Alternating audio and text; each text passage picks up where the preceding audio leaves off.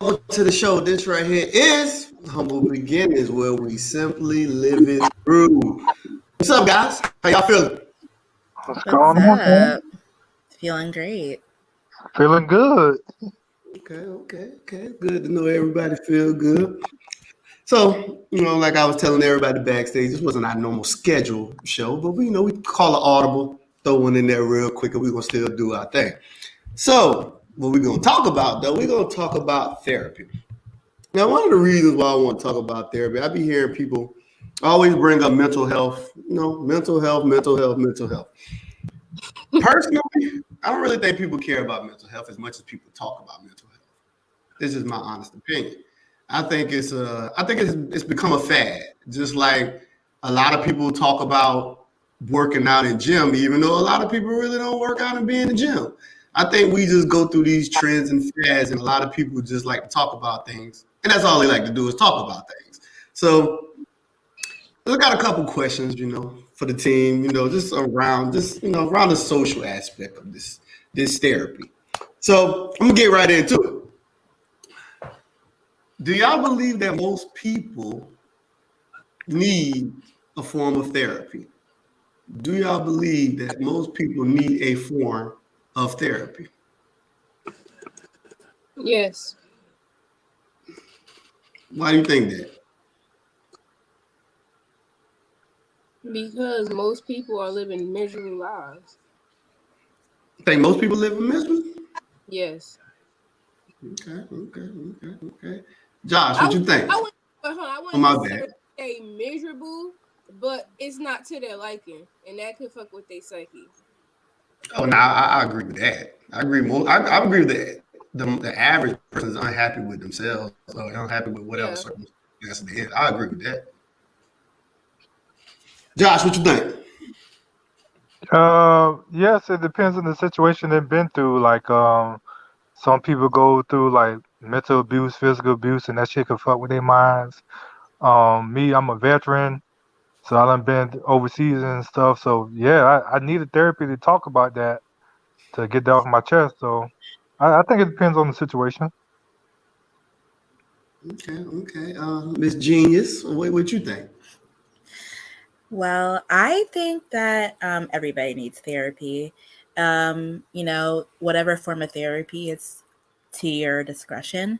But I just think it's like something that helps, like, alleviate and helps basically, like, just I don't know, just like it's like an outlet for people, whether that's self care, whether that's working out, whether that's listening to music, whether it's even aromatherapy. Like, there's so many things that could be used as forms of therapy. So I think on average that people do need therapy of some sort. Hmm. So I definitely I agree.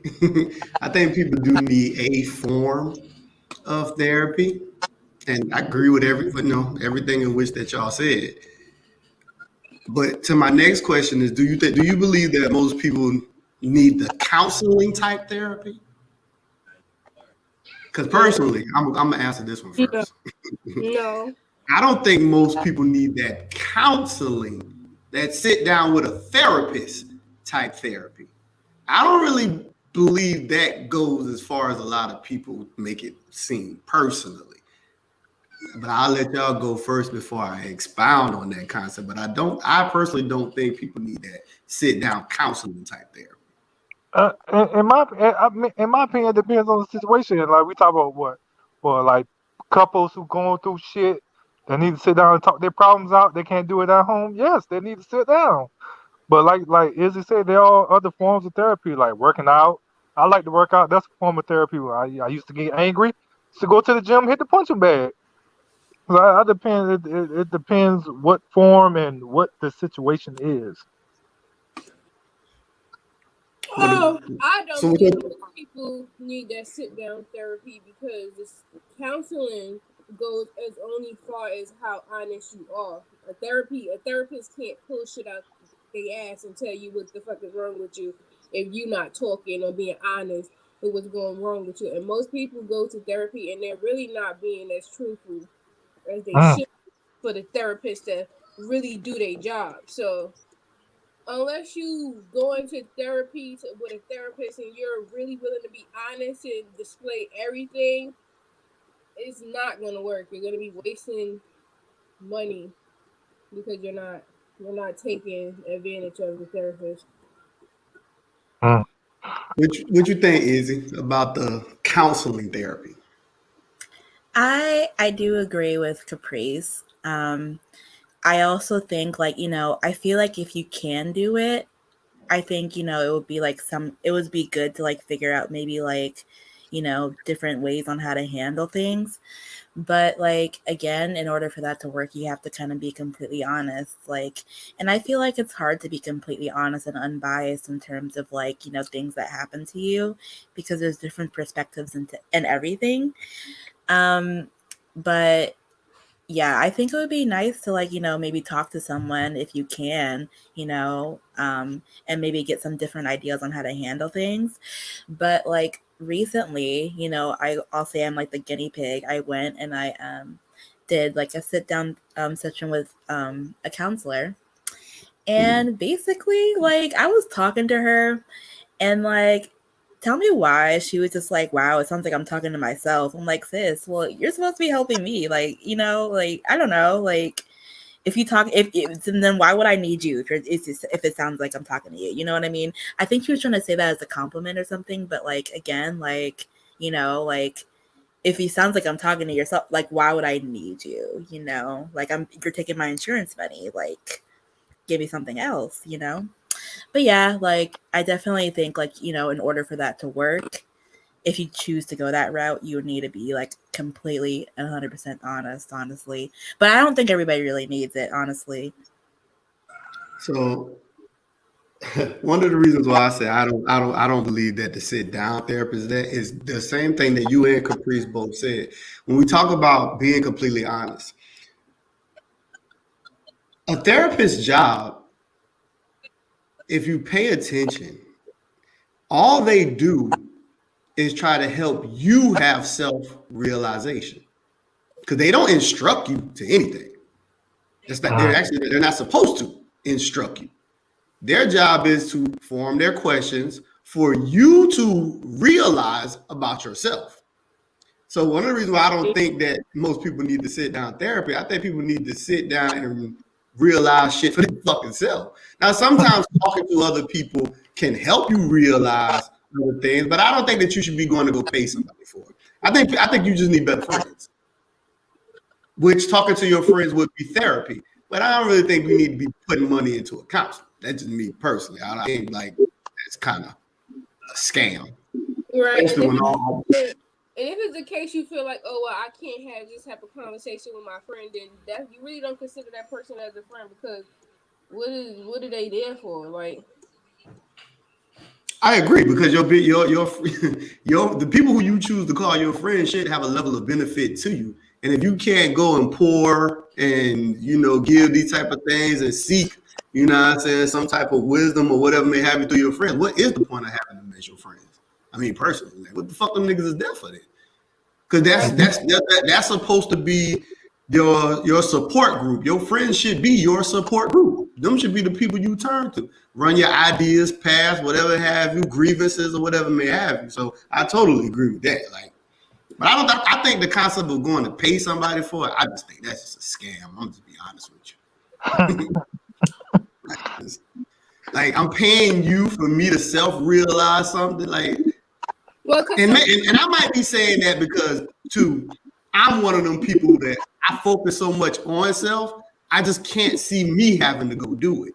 Now I don't know. Maybe other people might not have that amount of focus, and they need somebody to actually direct them to focus on themselves. But in order for that to work, see, in order to really grasp that self-revealing side, you have to be honest with yourself too, though.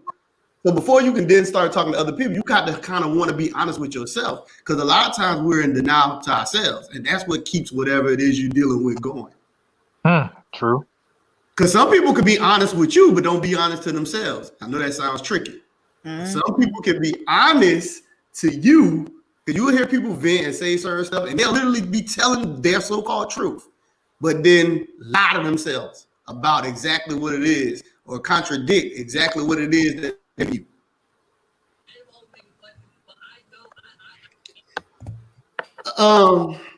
How would you know? How would you know if you need therapy? Like how do people even get to a realization that they would need therapy? Have y'all seen how would someone know? I'm just curious. How would you know? Ah. I think it's a how would you know?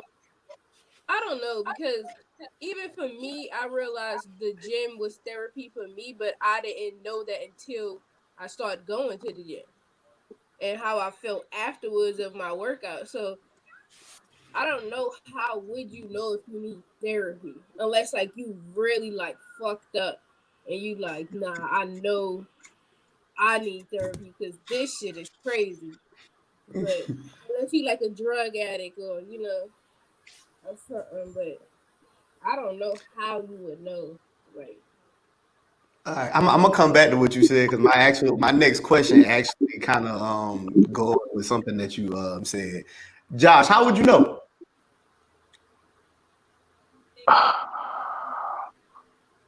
Life event. I don't know. I guess you got to be willing to go. That's a good question. I know when I went, I had a lot of issues. Not I ain't had no issues, but somebody said I needed to go talk to somebody, so they recommended me because of my military shit. So that's the only reason I went. But I did open up about a lot of personal shit too. So and it helped me. So somebody guided me to go. So that's how I knew I needed to go. So that was one of the things I was gonna say because I was gonna be like, yeah, how? yeah. Go ahead. Like, Go. What you say, you Chris? have conversations with people and they be looking at you like you say something and they be like, that's crazy. And you like, well, that's normal to me. And then you Yeah, really, like, you have a whole crazy outlook on whatever the fuck you talking about. And it's like, well, maybe I do need help because they acting like I'm really crazy for having this mindset. So I guess that's one way you can know. So basically, y'all saying it'll take you talking to somebody and they be like, "Yo, you fucked up. You might need to get some help." yeah, Yeah, No, sometimes you know how your opinion could be on something. Like, you could be like, well, if somebody be like, oh, that nigga's on coke or whatever, he bad. He be like, well, I really don't think coke is bad. And then the motherfucker looking at you like you crazy. Like, do you know what the fuck coke do to you? And you probably like, maybe I need to, switch my mindset. Maybe something has going on in my childhood that I normalize people doing coke. Izzy, how would you know? I don't think you really do know until you know, honestly. Like, I mean, I feel like at one point in your life there might be like a certain blockage that you just see that you but you have to like really like know yourself and like have to do some type of self work in order to see like, hey, maybe this is wrong, in order for therapy to actually work. You know what I mean? I feel like you kind of have to like or to be open in order for it to even work, because if you're like forced into it, it's definitely not going to work, because then you're just like fighting um, and defending yourself against something that's someone that's supposed to help you. But I don't think you know until you know. Like, you kind of have to like, again, like, you know, meet the therapist halfway in terms of being open minded, and I don't know, just like um, knowing that you need help in certain areas. Yeah, personally, I don't think you would know. I don't think you would know. I think it's kind of like what you said. Like, you might be around somebody might say something or suggest something, and like you really wouldn't know. Like, unless you're one of them people, like you really sit back and just question yourself a lot. And a lot of people don't question themselves a lot. But there are certain people who like just question themselves, and they just question their mentality and question their actions, and I think they probably were like unearthed like yo, I think something might be wrong with me. Like, I'm talking to people and I feel like I'm the only one who think like this. Like, I think something is really wrong with me. I think like everybody think this me doing this action or my thoughts are doing this action, something is really really wrong with me. But it kind of ties in, and Capri kind of crossed my next question. My next question was: is there a method to finding the proper therapy for yourself? Is there a method or a technique to finding the proper therapy for yourself? And this is just all therapy, not just sitting down with a counselor. I don't think there is. I think you just have to try stuff. I don't think it's like a set out method or technique. I think you just have to try stuff and see what works. Because even like working out in the beginning, it was therapy for me because it was something new and I liked the feeling afterwards. But as I got used to it, now I find myself wanting to release something else because working out is just not doing it anymore. Like I even think like some of your things that you use to get therapy from eventually will change. I don't think it's just one thing concrete like forever. It's gonna always evolve and change. So now what I would seek is like massages and spas and stuff like that. Easy, what you think?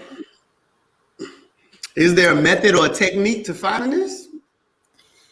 I don't think so. I don't think you like. I don't think so. There's not really like because you don't know like the whole like little subgenres of therapy and all that stuff. So you don't really know exactly how to custom fit exactly what you need in terms of like what you can get out of it until you like try something.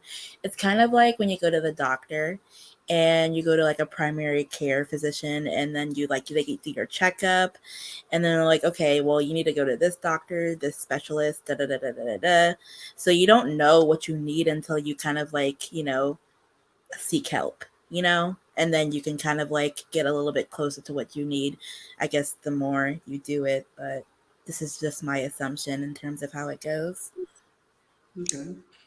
Josh, what you think? Was there some type of method, some type of technique to finding this therapy for yourself? Nah, I think you just need to try a little bit of everything to see what helped you. Wait. You can't say try a little bit of everything though, because some people That insurance they money, go to that drugs, insurance. they go to alcohol. And can't try a little bit of everything. Try Good point. You need to try a little bit of the healing things to help you. wait, drugs can't heal now. I don't know what you're talking about. I mean, like you say, like massages, spas, goddamn yoga, I mean, scratching. I'm pretty sure there's plenty of people who will say opioids, dog, was a therapy when they went to start. Right. I ain't talking about that. In the beginning, boy, it was therapeutic. Then they became an addict. Oh God. Even people that come home and crack a beer, even though beer is not good for your body, that's a sense of relief for them. That's like a form of therapy. To come home a long day and crack a beer, and the next thing you know, 10 years later, you got 5 to 10 years later, you got a big ass beer belly and shit, got all these underlying health issues. So A lot of people say weed is therapy for them too. yeah, it is. It is. I would recommend that if you were to go the drug route, I would recommend the herbs. It comes from the earth. It's good for you. The collard greens. Shrooms good too. Huh? No. You have to be in a good, healthy mind state before you try shrooms. Well, that's what I heard. Because if you're already a broken person and you try shrooms, I think it just heightens the brokenness and then you might end up going off the deep end. They said you got to be real sustained and, How was your first experience? I never did no shrooms. I said I heard. I oh God. I not done no shrooms. That would I try? What is being in a good healthy mind when you go to trial? What is a good healthy mind? I nothing is like really you don't have bothering you. You gotta be in a good space. bothering. You have to be in a good place in your life to try shrooms because shrooms just hypers everything going on around you that I don't know. Some people and it affects people different ways. Like some people is chill, some people hallucinate, and it's crazy with it. So I don't know. But this is allegedly this is what I heard. So I don't know. But I would never want to try drugs that would have you that elusive. Like no. If you was in a relationship, this is for everybody. If you in a relationship and your partner said, "Yo, you Try need, yo, uh, no, hell no, I ain't talking about no, about to say like no," and your partner looked at you and say, "Yo, you need some fucking counseling. You just like need a that. therapy." Yeah, they said just like that. I didn't say How open are you to say, "All right, let's go get the counseling," or will you actually argue the concept first? I'll go. Would you ask him why? Like, would you ask him like, what is the baseline for you telling me that, or you would just be like, all right, let's go? I'm not even about to get into all the why. If you feel like we need to go, I'm gonna trust your judgment. No. He didn't say we need to go. He said you needed to go. But Mm-mm. you just not said that. Like, all right, so Yeah, I need to go because of you. That You your stressing me spouse out. said that your spouse said that you need fucking therapy, not we need therapy. oh, well, then I'm gonna ask you out. Like, what makes you think that I need therapy and not That's you? that's why I asked that question. I'm like, he said we we. even. The reason why I thought you were saying like both of us because you use we in how you was like setting up the question, but me, I mean, I would ask why, but I wouldn't like be offended by it, like. But I don't know. Yeah, I would just ask why, and if it's a good enough reason, then I would consider it. If it's just like something that you just don't like, I don't know. What's a good enough reason? That's what I'm trying to figure out. That it's like I need therapy because it's something that's affecting me. It has nothing to do with you. It's something that's affecting me, and you think that I need it for myself so I could be better for this relationship. But if it's just like, oh, I need you to go therapy because I don't like how you do this, I don't know. It's not gonna come across like So what if? for me. It sounds like it's for you. It sounds like it's the better for you how to make you feel. I don't know. I don't So know. what if? I'm being extreme now. I'm being extreme. What if he said every night he wake up, you standing in the middle of the room, What? just listen. Wait a minute. Let me paint a picture. You stand in the middle of the room, just like you stand in the middle of the room, and you just your head back, just looking at the ceiling, and you do this every night. You ain't talking, but you literally full standing up. I mean, he don't know whether you sleep, whether you're awake, and it's bothering him because he it scares the shit out of him. But you do this every night and don't know it. Is that a good enough reason for you to take your ass and get some help? Yeah, Like some because poltergeist shit. looking at the ceiling could turn into me doing shit to hurt myself. Like especially if it's something that I don't know. If I don't know, I'm getting up in the middle, like looking up at the ceiling. Like that could go into other stuff. So I mean, that's a Like good what? Like your neck being cramped? no. Like I could start walking around playing with weapons and shit. I don't know. Like But I'm not allowed to think though. Like what? I'm not allowed to look at the ceiling and think. But that's what he said. no, But say if he's saying he don't even know if you're awake or not though. He say he'll just wait. Like Is that say, his business? I don't think that's his business. He but could say, said, "Hey, are you awake?" Ask. The but hell. say he's saying that you're scaring the hell out of him. he said that I don't remember doing it. So it's something Yeah, that and you don't remember. I'm not in consciousness to know that I'm doing it. So that's different. Now, if that's something that's part of my routine that every night I get up in the middle of the night and just look at the ceiling and I let you know that I do this and I remember doing this, then that's not a problem. Asking me why I'm doing that. Maybe that's part of my routine of what I do for therapy or something. I don't know. But if I don't know, then Josh look like he ain't understanding. Josh looking like, what the hell? Well, what kind of therapy would that be? Now I'm trying to figure out. Right. What kind of therapy would I need for that? You gonna need to go to the one that gonna prescribe you some medicine, not the one you just gonna talk to. meditation. It could be like meditation or something, or that's probably could be how I pray. Like you never know. Especially if I remember myself doing it. You saying that I'm not in consciousness and I don't know that I'm doing it. Like that's different. I just threw an extreme out there, like, because I was kind of aiming at when somebody was like a good state, like the good place. So I was like, what if somebody just sees something and they was like, yo, that shit just scare the hell out of them. It was like, yo, something might be wrong with this person. You don't know that you're doing it. And I'm saying you don't know that you're doing it because if you can realize it, then you might be like, maybe not. But what if you just don't know? So like another example, say y'all sleep and this person has a bad snoring problem. It sounds like they're about to die and it gives you anxiety every time you go to sleep. Would you consider going to therapy for your snoring?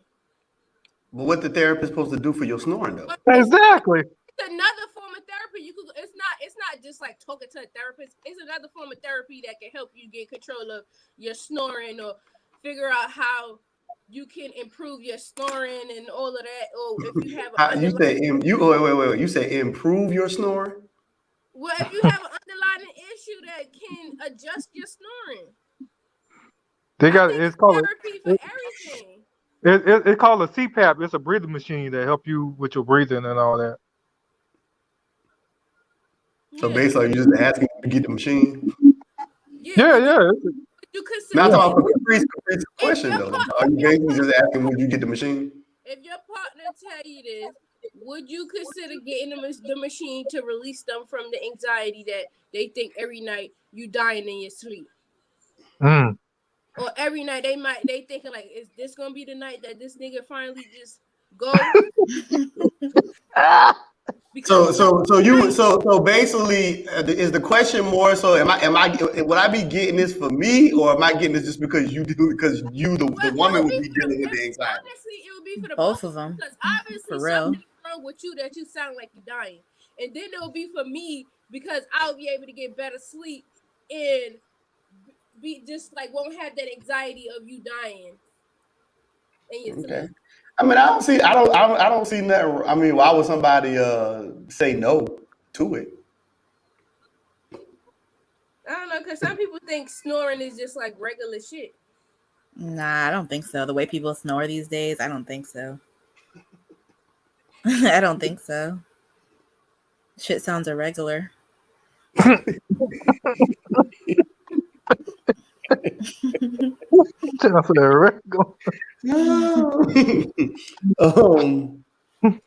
So how would you know if you're I don't want to use the word cure, but how do you know, like what are some of the signs do you think that would show a person that the therapy is actually working? Their moods, their attitudes, their behavior. Let's say like if somebody was a alcoholic, not drinking and all that, just to change. What is I the good? I'll agree with that. Like if you would have just said cured, I would have said like nobody is ever cured. Like, well, that's why I was like, I don't want to use the word cure because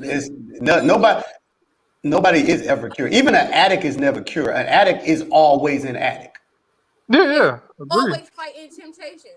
Yeah, that's why I'm saying. So that's why I was like, I don't want to use the word cure. Whatever form of therapy you use, that's just you just know the tools to use. Like whenever you whenever you feel like you in a mood where you need that therapy, you understand your trigger warnings and you know the tools to use to get yourself back to a good space. So you just use the tools. It's all about just having the tools, but you're never cured. For real. What you think, Izzy?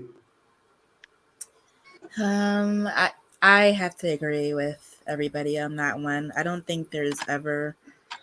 I think like the only way you can really know that therapy works is again if you have like a change of behaviors, a change of patterns, a change of thought process.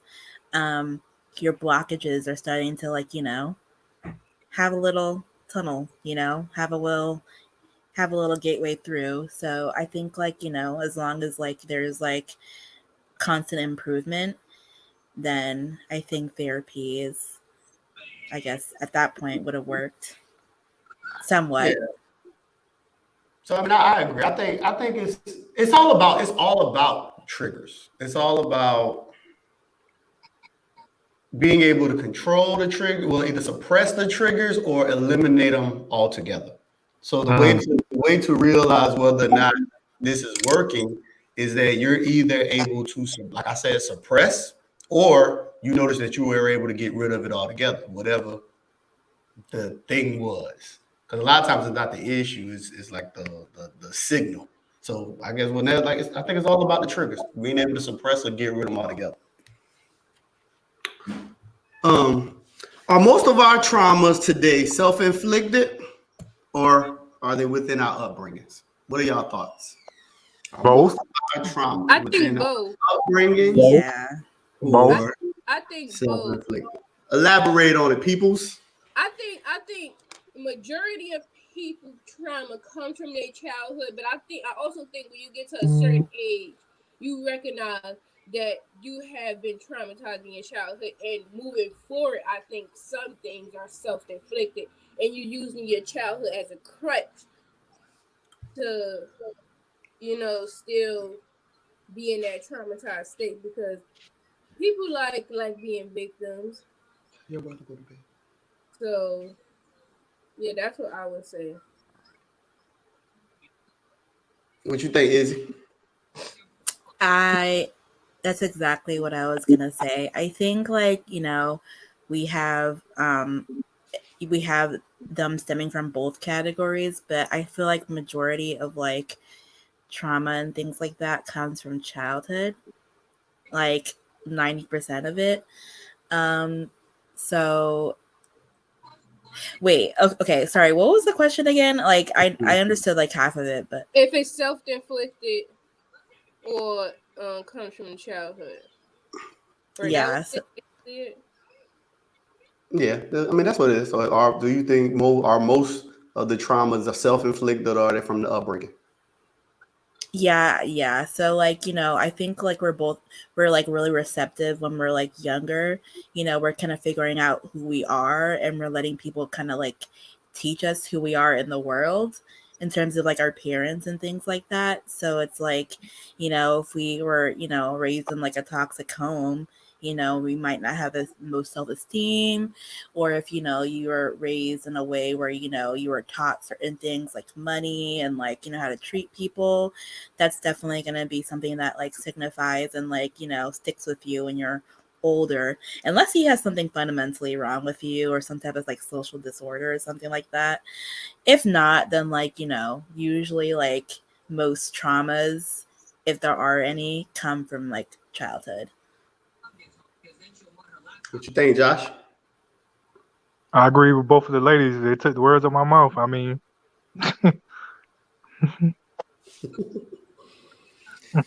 So yeah, Protect the children, y'all. Protect the children.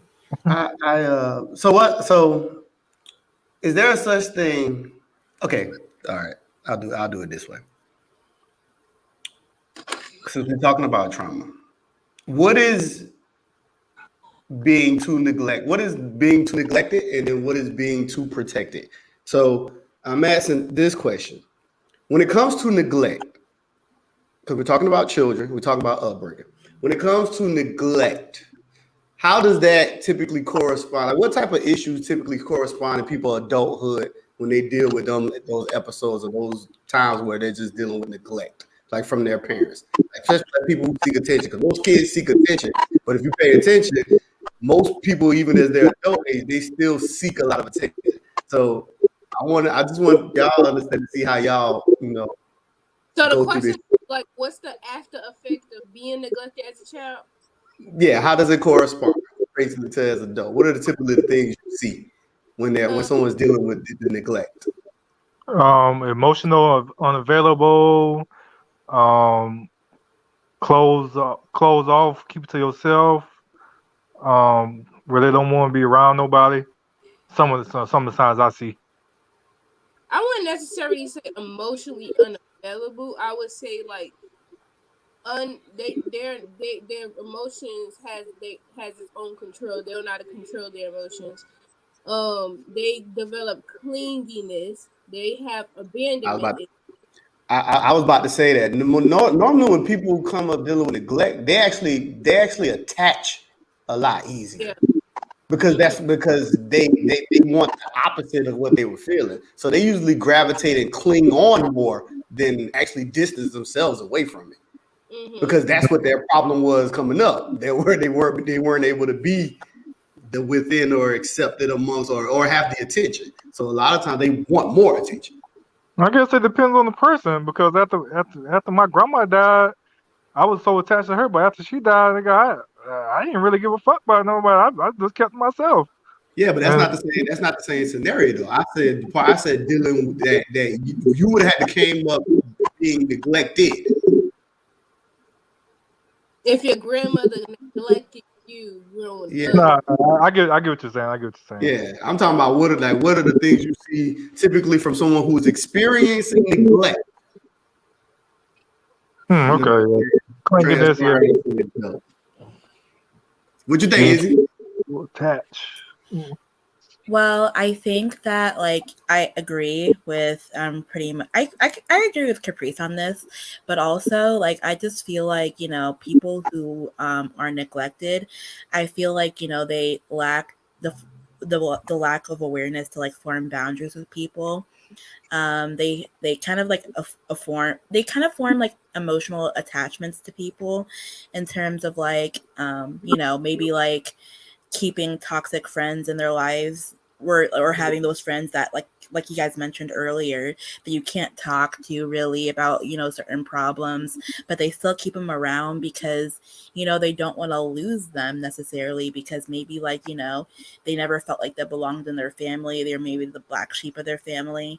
So in turns they try to create with friendships or like family with anybody who would like just like you know accept them. But at that point, they accept anybody, or anybody gets a pass, which is not really something that we should be doing or practicing.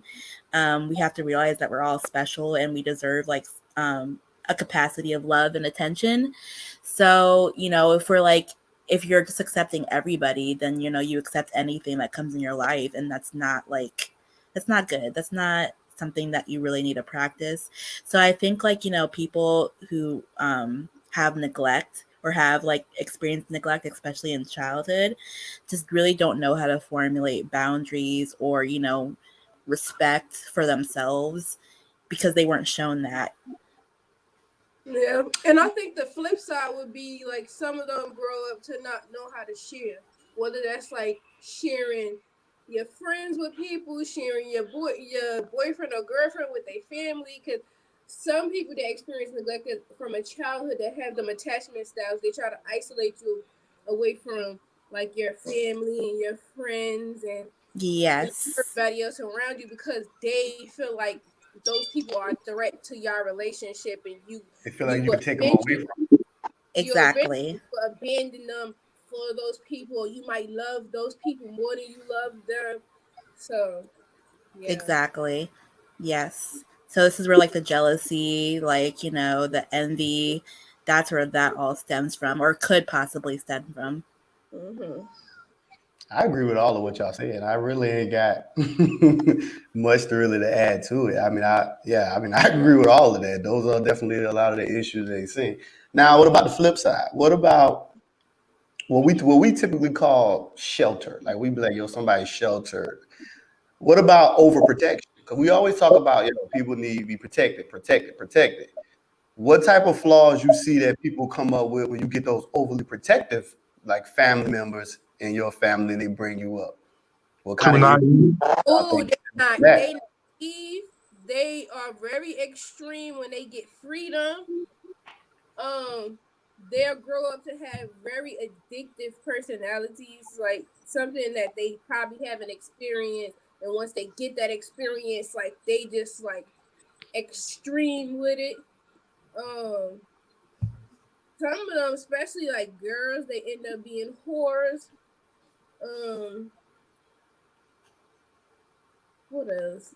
Overprotective people. I think both. I think the neglected and the protected both can turn them into whores. The neglected ones typically chase the acceptance too. So they typically kind of jump to them guys like they do.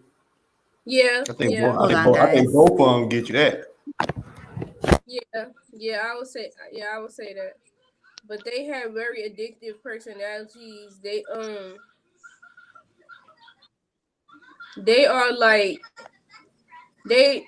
I don't know. They never are like stable because they feel like this freedom that they finally got is just like a once in a lifetime thing, and they just don't want to be tied down because they know how it was growing up, and they just one of those free flowing people. I think that most of them like Capri say naive, gullible. They believe anything you tell them. You press you give them do anything you want.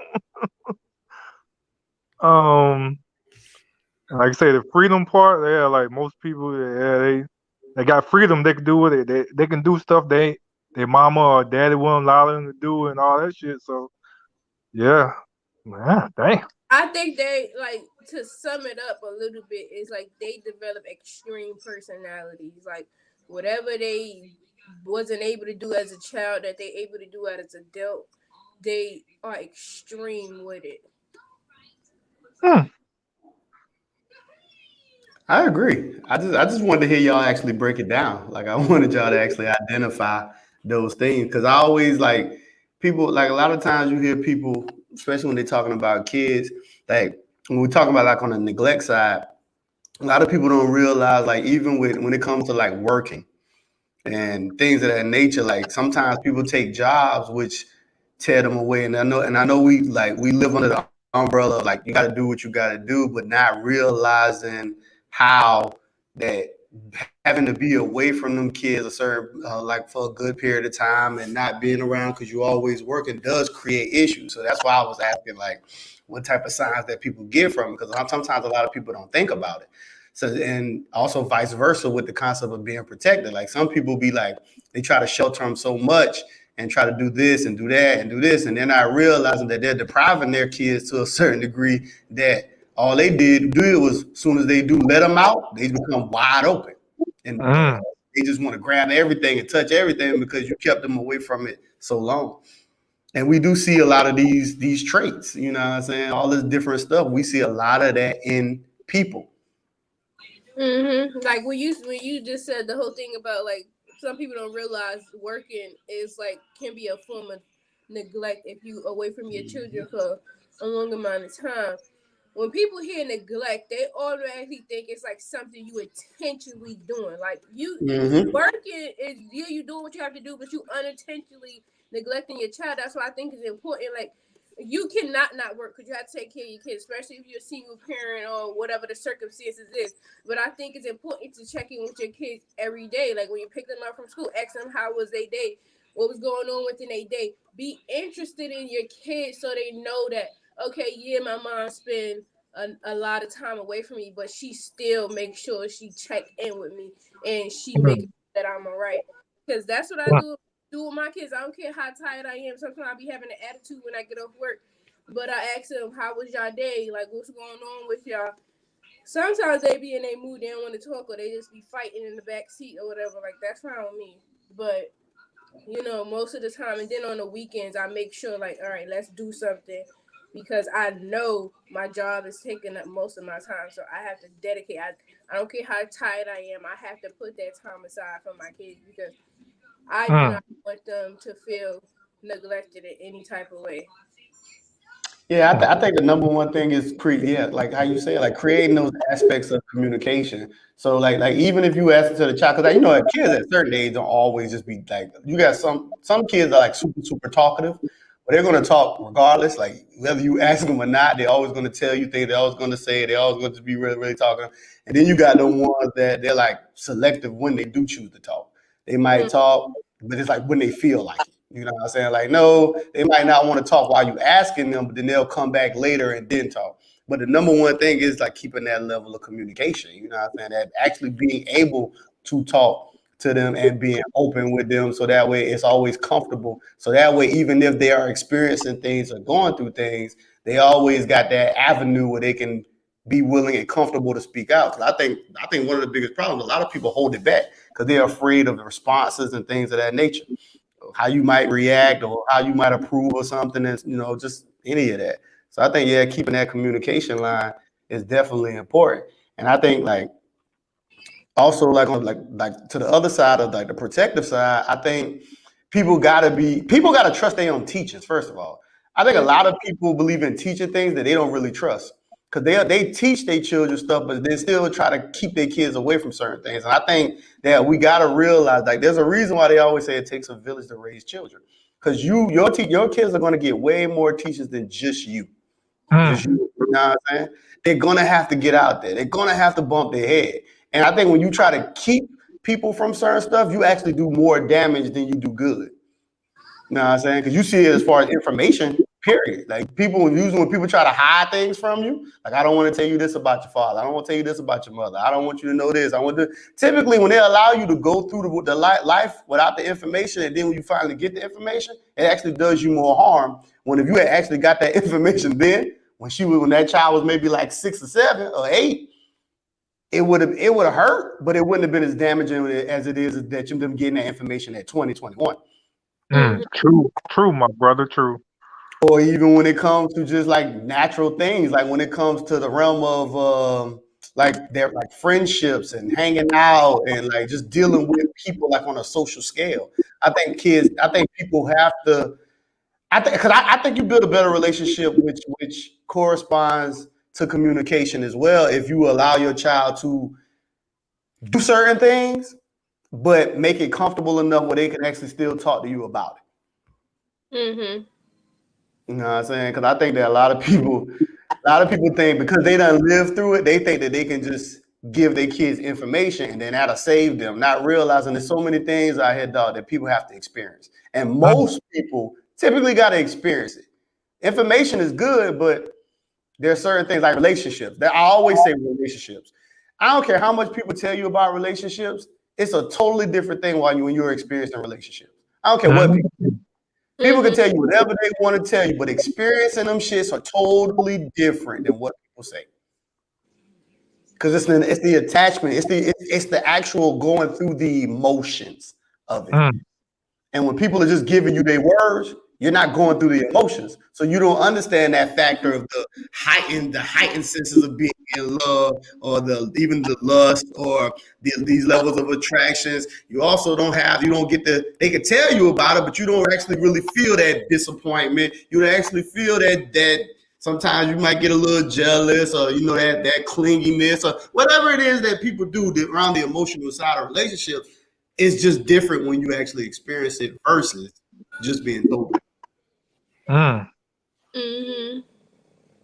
So yeah, I definitely agree that you have to be like open with having certain conversations with your kids, because even with me, I think if I grew up in a household where like having the conversation about sex was more like a comfortable situation, I wouldn't have had.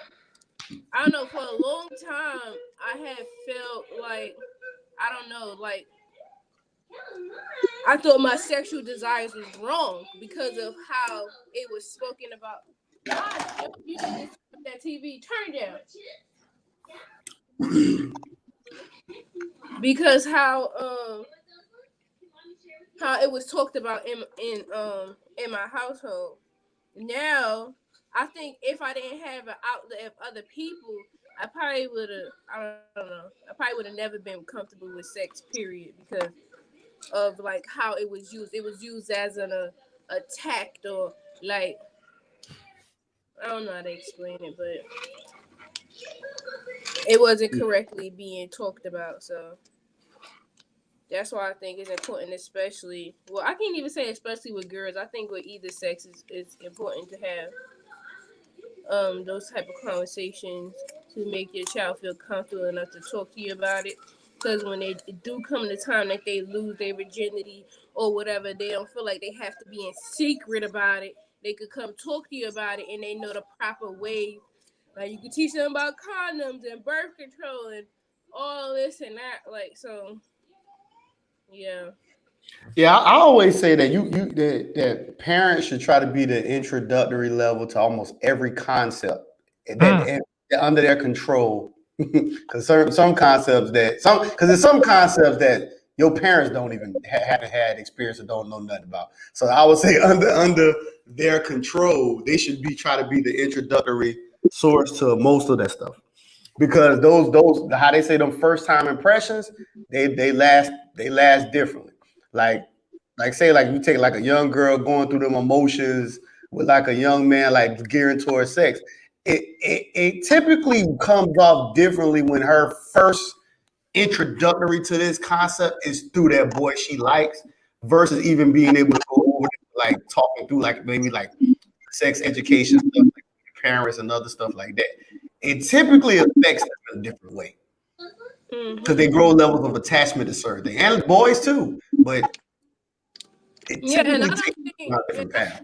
I don't think because when you're growing up, like the boy is praised for if he's having sex or having want to talk about sex, but the girl is shamed for talking about sex or wanting to have sex, and it's like I don't think that should be like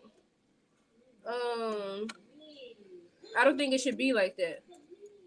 Do y'all think today people are overly sexualized, or you think this is pretty much right on track? It's pretty much out of natural state of where it is.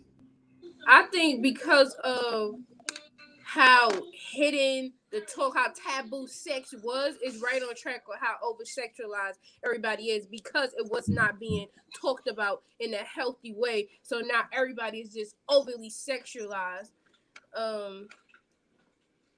Or whatever. I think it's right on track for how like the past generations have decided their approach on having these conversations about sex or not having the conversations about sex. So, but like you said about, I think parents should be the introduction to pretty much everything. Like, even though that was kind of an issue in my household, I think when it came to other things like alcohol and weed and all of that, like my mother knew that we were going to do it. So instead of being that parent that's going to be mad and be like, oh, you can't do that in my house, she was like, if you're going to do it, I'd rather you do it in the safety of our house so you're not out here getting drugged by people and you're not running into, all these other things. So I would say that was a better thing for me because now when I be looking at people and I be like, how you get drugged or like, I don't know. Some people just have different attitudes when it comes to drugs, and I'm glad that was one thing that was being talked about. She talked about drugs, but I don't know. Guess what? I'm not really. I don't feel the type of way that she wasn't able to do the whole sex thing because I could tell that it was not in her capacity to do it because it wasn't introduced to her in that way. So she can only do what she knows. So if her mother was the type or her father was the type to like bash her with sexual desires or just talking about sex or whatever, then I understand it. Like I understand my mother more now, but I think she need therapy. She don't think she need therapy, but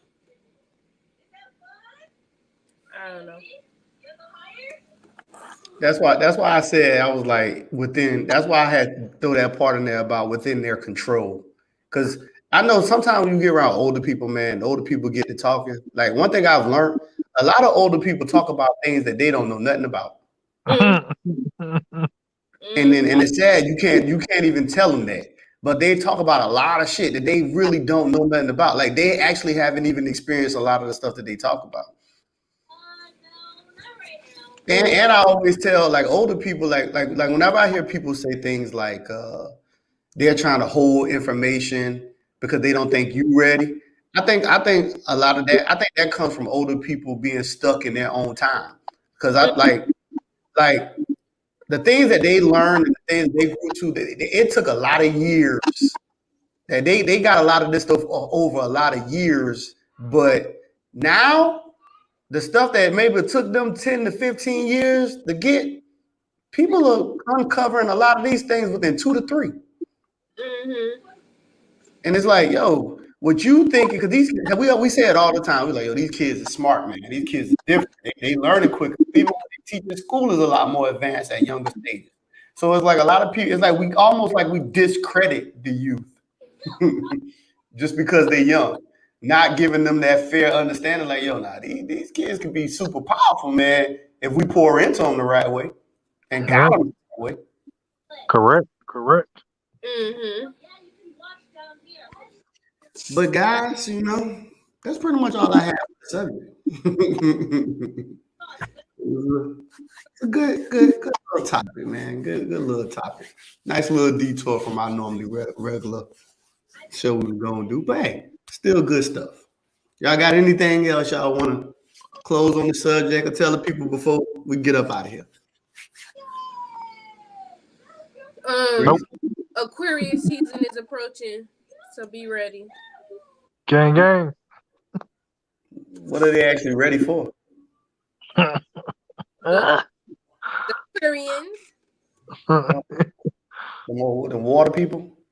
Well, I sense a little bit of like hateration as Miss. I don't hate the water body type people. I'm Earth. The water body type people like what? I'm solid. I'm solid Earth because my birthday is actually Earth Day. You know what I'm saying? So I'm solid as a rock over here. I don't knock them, man. I think it's all right. It's all right. So cold as a rock too, nigga. That's fine. It all comes together. It's beautiful. No, it's not beautiful. What are you talking about? That's why I'm always here to keep everybody grounded, man. We need all elements. We need earth, wind, fire, and water.